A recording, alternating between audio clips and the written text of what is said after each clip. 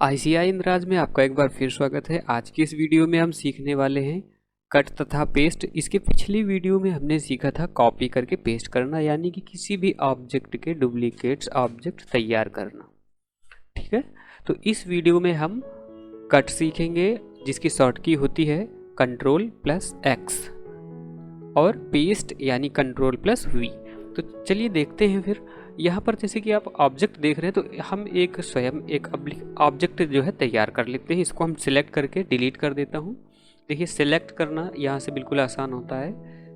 इसको हमने सेलेक्ट किया है और यहाँ से डिलीट बटन कीबोर्ड से हमने प्रेस कर दिया है। ठीक है, यहाँ पर देखो एक आपको शेप दिखाई देगा जिसका नाम है कर्व। ठीक है, ये कर्व है और इसमें क्लिक करने के बाद में हम एक लाइन खींचते हैं और इस लाइन को हम 2 बार एडिट कर सकते हैं। जैसे कि हमने एक वीडियो में हमने कर्व के विषय में पूरी जानकारी दी थी, तो इसे हम यहाँ से इस तरीके से एक बार क्लिक किए हुए, यानी कि क्लिक करने के बाद आपको बटन छोड़नी नहीं है, माउस की बटन को प्रेस करके रखना है, होल्ड करके रखना है और इसको इस तरीके से हम इसमें शेप दे सकते हैं।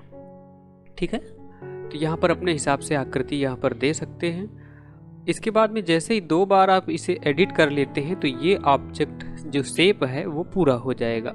अब जैसे ही हम एक काम करते हैं, एक बार और जो है इस शेप को हम ड्रा करेंगे इस तरीके से और इसको हम यहाँ पर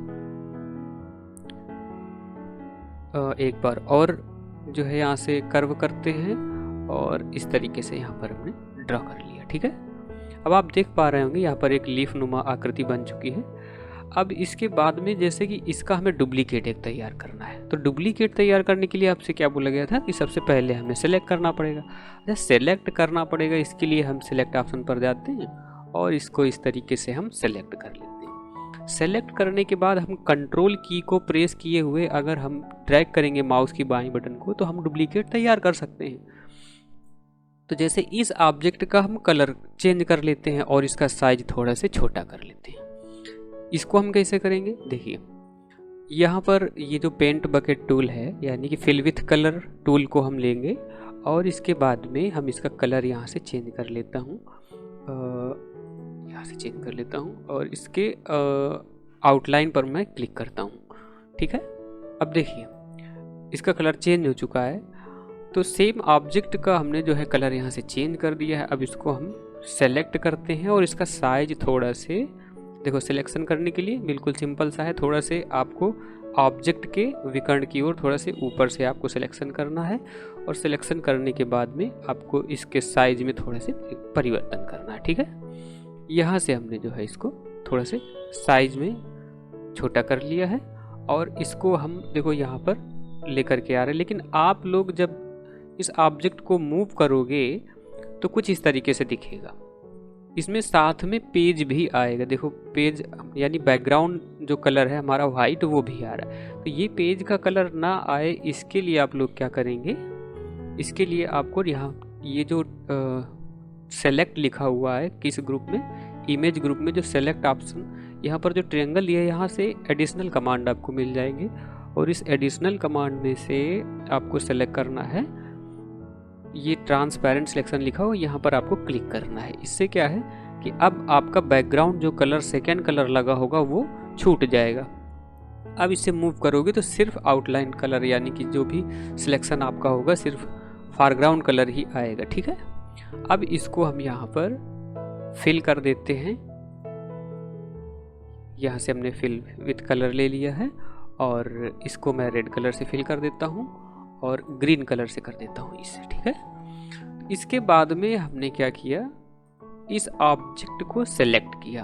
अब देखिए डुप्लीकेट्स तैयार करने के लिए हम कंट्रोल के साथ डुप्लीकेट तैयार कर सकते हैं। ठीक है, लेकिन आज का टॉपिक क्या है, कट। तो हम पहले एक ऑब्जेक्ट तैयार करते हैं और फिर इसके बाद में कट का इस्तेमाल करते हैं। अब देखिए यहाँ पर कंट्रोल के साथ हम डुप्लीकेट्स तैयार कर रहे हैं। अब हमने डुप्लीकेट्स तैयार किया, इसके बाद में एक इसको हम अलग रख लेते हैं कंट्रोल के साथ ताकि कोई प्रॉब्लम आए तो हम फिर से यूज कर सकें। अब देखिए कॉपी से डुप्लीकेट तैयार होता है, तो हम अगर सेलेक्ट करके अगर हम कट करेंगे तो क्या होगा, ये ऑब्जेक्ट यहाँ से हट जाएगा और इसके बाद में हम जहाँ चाहे वहाँ पर हम पेस्ट कर सकते हैं। अब देखिए एक ही ऑब्जेक्ट है, कॉपी से डुप्लीकेट तैयार हो जाता है, लेकिन कट से वही ऑब्जेक्ट आपको फिर से मिल जाएगा, यानी कि वहाँ से आप मूव कर सकते हैं। अब देखिए इस कंट्रोल के साथ हम इसको डुप्लीकेट करते हैं, ठीक है, और इसके बाद में इसको हम रोटेट कर देंगे। देखो जितना सिलेक्शन है हमारे पास इसी को हम रोटेट करेंगे। अगर आपसे सिलेक्शन हट जाए तो आप इसको इतना सेलेक्ट कर लें। सेलेक्ट करने के बाद में आपको क्या करना है, ये आपको ये फ्लिप हॉरिजेंटल, देखिए यहाँ पर ये जो ऑब्जेक्ट बना हुआ है जस्ट आपको लेफ्ट राइट वाला ऑब्जेक्ट चूज करना है जिसमें लिखा हुआ है फ्लिप हॉरिजेंटल, यानी कि मिरर आपको लेना है। मिरर रोटेटिंग जिसमें होती है, यहाँ फ्लिप हॉरिजेंटल में क्लिक करेंगे। अब हम इसको कुछ इस तरीके से मूव करके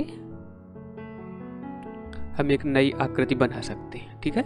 अब देखिए कट से क्या होता है, हम कट जितना सिलेक्ट करेंगे, जैसे कि हमने इतना सिलेक्शन किया, ठीक है, और सिलेक्शन करने के बाद अगर हम कंट्रोल X करेंगे यानी कि ये हो जाएगा कट, और कंट्रोल V से हम क्या कर सकते हैं, पेस्ट कर सकते हैं। अब देखिए जो ऑब्जेक्ट हमने सेलेक्ट किया था वो हम कट करके दूसरी जगह हम इसको यूज कर सकते हैं। अब देखिए इसको हम यहाँ से डिलीट कर देते हैं क्योंकि इसे कोई वर्क नहीं है इसमें मेरा, और फिर से हम इसको सेलेक्ट करते हैं और सेलेक्ट करने के बाद में इसका डुप्लीकेट तैयार करता हूँ, ठीक है।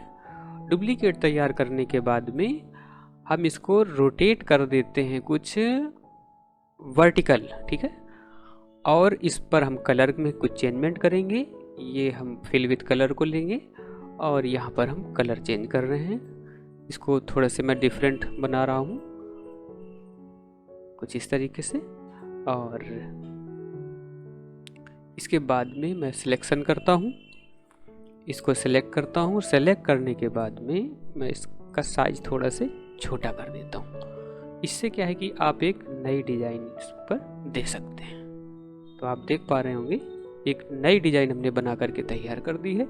और बैकग्राउंड के लिए मैं कलर यूज कर लेता हूँ सिंपल सा। अब देखिए इसके बाद में यहाँ पर थोड़ा से डार्क कलर ले लेता हूँ ताकि अच्छे से दिखाई दे। कंट्रोल Z करता हूँ, ब्लैक कलर यूज कर लेता हूँ, ये भी कम सही लग रहा है। यहाँ से पिंक कलर में कैसा अच्छा लग रहा है। अब जैसे सिर्फ ऑब्जेक्ट हमें इतना ही रखना है तो इसके लिए हम लोग क्या करेंगे, अब देखिए यहाँ पर इसको हमने क्या किया, कंट्रोल X से हमने कट कर लिया, यानी कि ये ऑब्जेक्ट यहाँ से कट हो चुका है। और हमें क्या करता हूँ, ये देखो यहाँ पर लिखा हुआ है सेलेक्ट ऑल, और सेलेक्ट ऑल के बाद में मैं कर देता हूँ डिलीट।